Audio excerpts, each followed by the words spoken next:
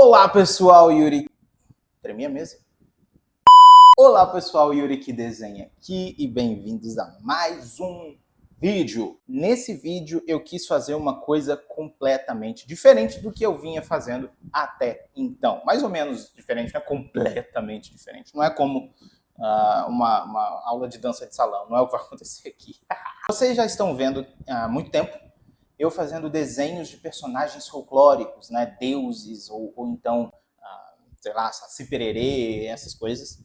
E é sempre um personagem por vez, né? Vou desenhar Tupã, vou desenhar Iangá, vou desenhar Kianumacamanã, vou desenhar tudo separadinho. Dessa vez, conversando com uma galerinha aí bem legal do RPG, que inclusive eu tô aceitando convite para jogar, para me ensinar a jogar, nunca joguei. Conversando com essa galera, eu tive uma ideia. E se eu pegasse alguns personagens que eu já desenhei do folclore e eu desse um jeito de transformá-los em personagens de RPG, bem naquela pegada armadura, medieval, aquela coisa lá que a gente já sabe como é que é. E foi isso que eu fiz aqui. Então, esse desenho levou muito tempo para ficar pronto. Quando eu coloquei o arquivo aqui para editar, deu 3 dias de gravação. Não me lembro quanto tempo eu levei para fazer esse desenho. E eu quero mostrar para vocês aqui o processo desse desenho, né? Claro que a gente não vai ficar 3 dias aqui, eu vou acelerar muito o vídeo.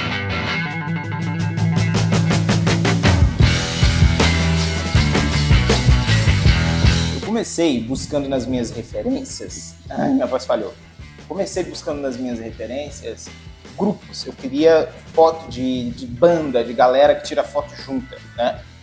E eu achei essa foto desses rapazes aqui, achei bem dinâmica, mas vocês vão ver que eu acabei não usando, eu acabei não fazendo nada disso aqui. A composição foi para outro lado e eu comecei a fazer uma coisa bem diferente do que está aqui.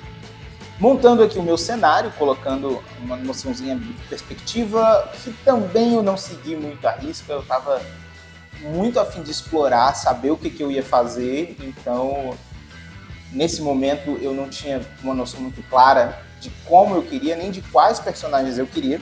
Então, eu peguei aqui no meu caderninho e eu anotei os personagens que eu já tinha desenhado e quais que eu queria colocar nessa cena. E aí eu escolhi o Boitatá, o Boto, a Caipora, a Cauã e o Saci Pererê. Esses aqui eu queria representar nessa imagem. E, bom, é muita gente. Depois eu acabei até percebendo que dava para fazer com mais personagens, mas isso por si só já levou muito, muito tempo. O primeiro personagem aqui que eu estou tentando fazer é a Cauã. Não sei se vocês se lembram da Cauã. Ela é uma fada. Ela surgiu aqui no canal bem quando a gente estava fazendo os dragões e as fadas do Brasil. E a Cauã, ela é uma fada. Ao mesmo tempo, ela é vista como uma encantada ou como uma deusa. Aí vai depender da história, vai depender da narração, né? Eu também queria muito desenhar o Boto. Eu fiquei nessa disputa aqui, tentando entender onde eu colocaria esse personagem e como ele seria descrito, né? Como ele seria representado aqui. Porque se vocês se lembram bem, no vídeo do Boto, ele era um bicho esquisito, ele era bem gordão, né? Bem fora ali dos padrões do que a gente espera para um Boto. E que é aquela imagem de um homem belo, atraente, né? Sedutor. E eu fui para outro lado, eu fui para um lado animalesco do bicho, coloquei ele de forma bem grotesca ali, devorando pessoas. E eu tentei reproduzir essa mesma ideia por aqui, mas em determinado momento eu fujo dessa minha construção do Boto e coloco um outro Boto aqui, um mais sedutor. E já fui logo fazendo o Saci Pererê também, né? Que a minha maior dificuldade no Saci Pererê aqui era em entender qual pé ele tem, se seria o esquerdo ou o direito. Eu perguntei lá no meu Instagram a opinião da galera, se o Saci tem o pé direito ou se ele tem o pé esquerdo. O pé direito ganhou, acho que porque a maioria de nós somos destros, né? Eu acredito que ainda os destros ainda são maioria, mas na dúvida eu não fiz nem o direito nem o esquerdo, acabei dando um pé central para o Saci, apenas com 3 dedos ali, uma coisa bem no meio, assim. Achei que ficou democrático, né? E aí fui para a composição, tentando encaixar esses personagens de um jeito que eles ficassem interessantes. Já fiz todos eles separados já com esse propósito, né?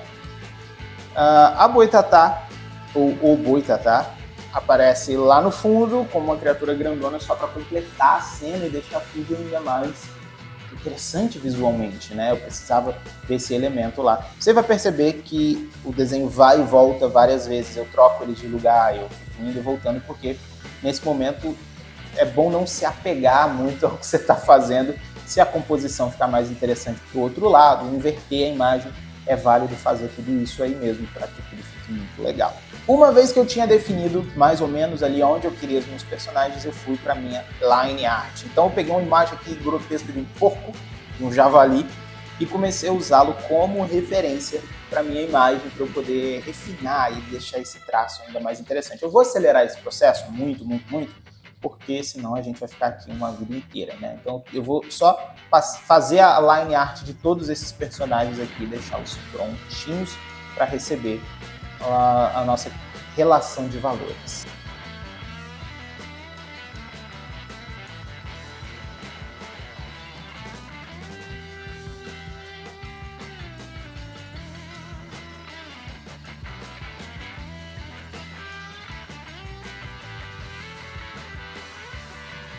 Line art feita, vamos para os valores, né? E aqui é um momento crucial dessa etapa do desenho, pelo menos do jeito que eu faço, porque é onde a gente vai definir os volumes, né? E a luz, a sombra, a intensidade do desenho. E é aqui que costuma dar ruim. Então, assim, pelo menos para mim, toda a parte de cor do desenho vem depois com uma camada muito mais simples, só leves ajustes. É aqui que o bicho pega. É aqui que a criança chora e a mãe não vê. E a gente tem que fazer as coisas funcionarem. E vamos fazer os nossos valores. Aqui, o que eu me coloquei para fazer, que é uma coisa que eu sempre começo a fazer, e depois de um tempo eu percebo que eu estou fazendo outra coisa. Não sei se já acontece isso com vocês. Deve ser TDAH isso.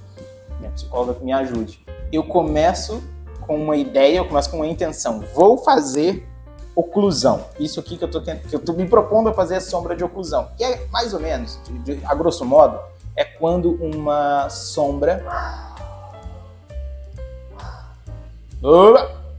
É quando os objetos meio que se encostam. E aí a sombra é sombra de contato, né? E ali, deixa eu ver aqui, ó, quando eu mostro aqui a minha mão, né? Essa parte do meu dedo encosta na minha mão de um jeito que ela gera uma sombra de oclusão aqui bem legal. Não é uma sombra projetada, né?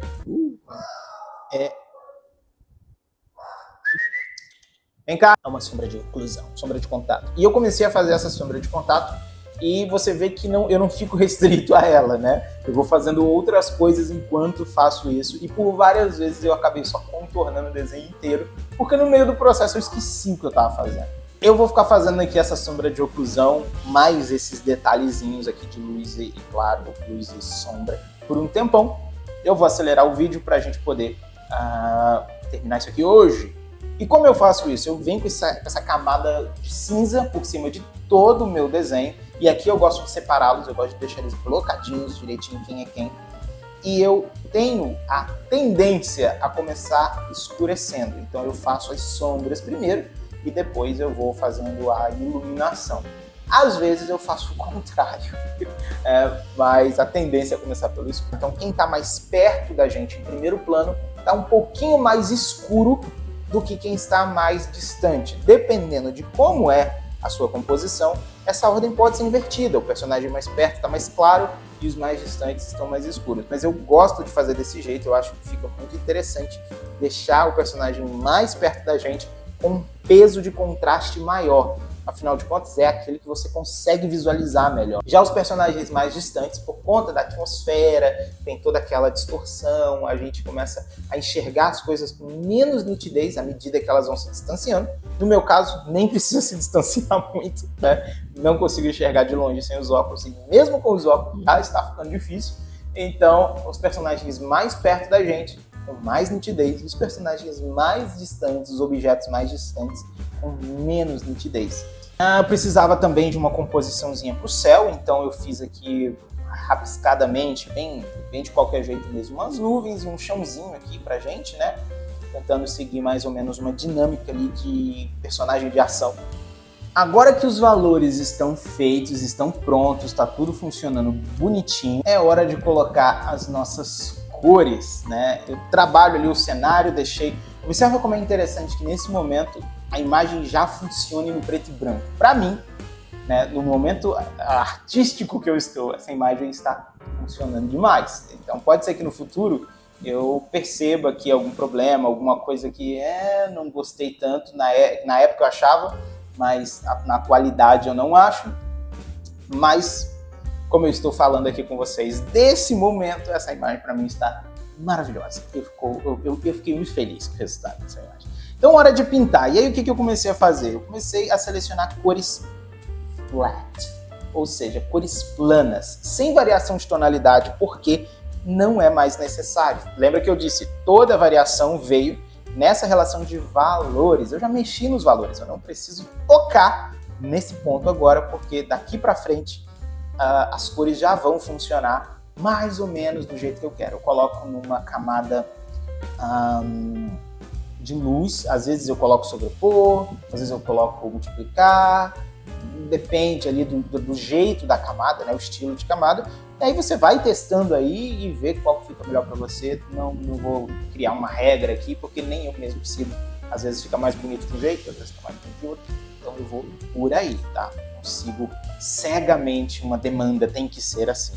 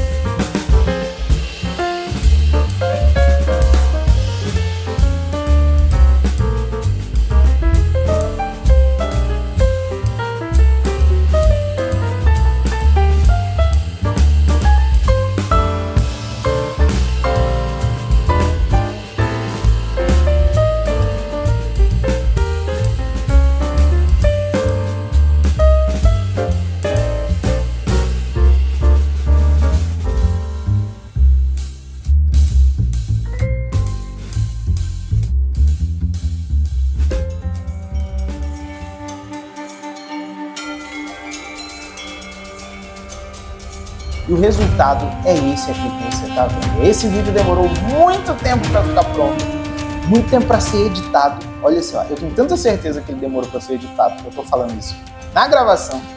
São nossos 5 personagens folclóricos aqui: Boitatá, Saci Pererê, Boto Cor-de-Rosa, Caipora e Acauã. Esse porquinho aqui bonitinho, ele não tem um nome?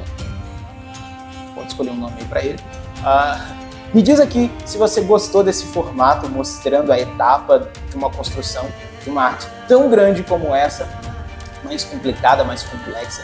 E se você quer ver outros personagens nesse mesmo modelo, né, interagindo, de repente uma reunião aí com os deuses da nossa mitologia, alguma coisa nesse sentido, ou outra coisa, deixa aqui nos comentários, manda esse vídeo para alguém, compartilha ele, copia o link, deixa o seu like, comenta alguma coisa legal aqui embaixo, ajuda esse canal a engajar, porque tá dando muito trabalho fazer esses vídeos, né? Ter que tirar um tempo para poder gravar, vir aqui falar com vocês, isso tudo é trabalhoso, eu gosto muito de fazer e esse feedback de vocês ajuda bastante a manter as coisas nos trilhos. É isso, valeu e até!